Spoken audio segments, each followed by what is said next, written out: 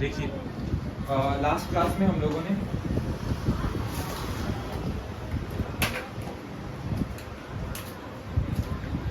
Series combination और parallel combination को देखा हुआ था, ठीक है।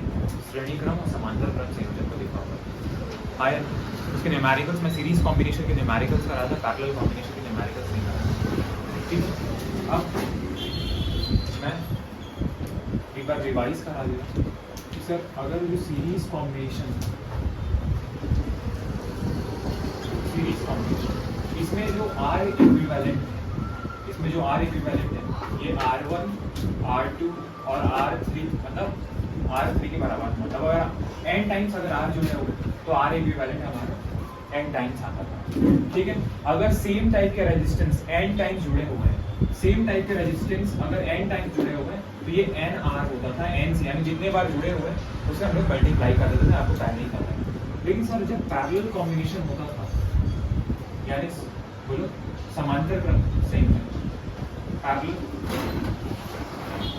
कॉम्बिनेशन जब होता था,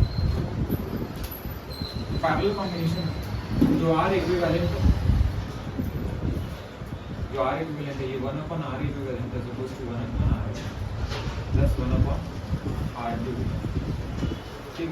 अब मैं आपको एक क्वेश्चन आपको बोलो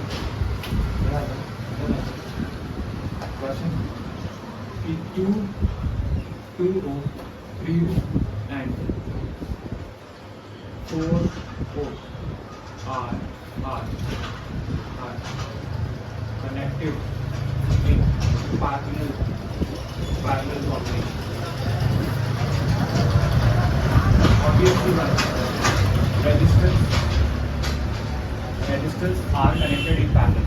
यानी 2 ओम 3 ओम और 4 ओम के जो रेजिस्टेंस है ये पैरेलली यानी समांतर रूप से अगर जुड़े हो, किससे कैसे जुड़े हैं? पैरेलल। पैरेलल का मतलब क्या होता है? पैरेलल का मतलब क्या होता है? ऐसा आयन। पैरेलल का मतलब ऐसा होता है आयन।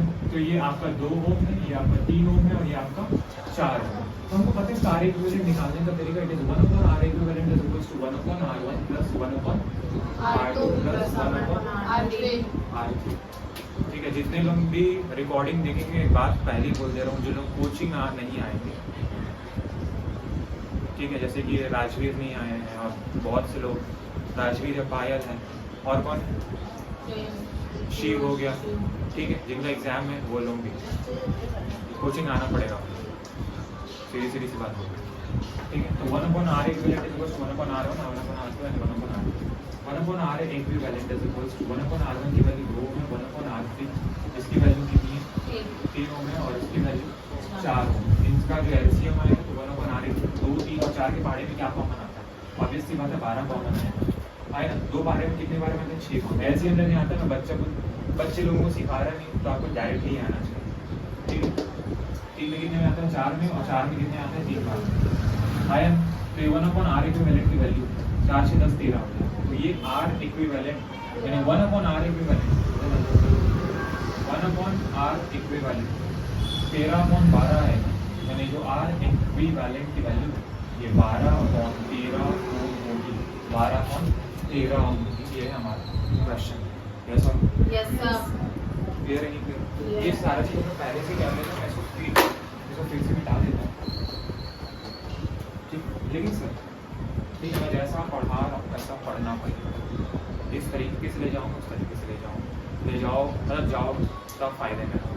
अपनी होशियारी में जाओगे तो मरोगे, जैसा ले जाओ चुपचाप वैसा चलना। कैसे सर? अगर ये 3 ओम, ये 3 ओम, ये 3 ओम,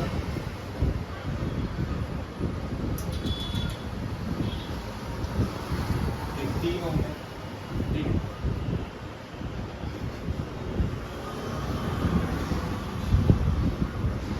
ये 3 ओम